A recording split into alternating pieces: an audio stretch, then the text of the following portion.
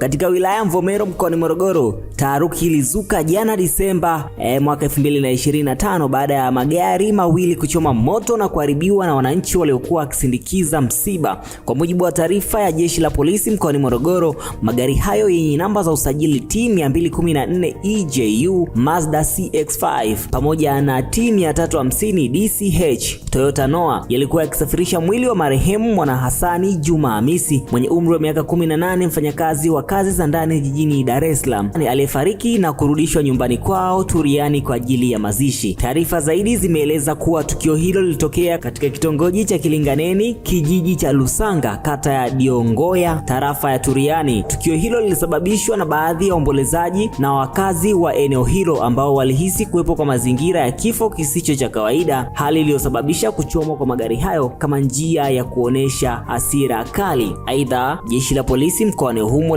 limesema linaendelea kushirikiana na viongozi wa serikali za mitaa na wananchi wa ujumla ili kuwabaini waliohusika katika tukio hilo pamoja na kuchukua hatua stahiki kwa mujibu wa sheria. Taarifa kamili itatolewa baada ya uchunguzi kukamilika juu ya tukio hili. Nini maoni yako kutokana na tukio hili? Magari mawili Mazda pamoja na Noah Toyota zimeweza kuchomwa kutokana na hasira juu ya uwepo wa utata kutokana na kifo na namna ambavyo kiliweza kutokea. Mimi naitwa Aisan, hii ni VOT Media.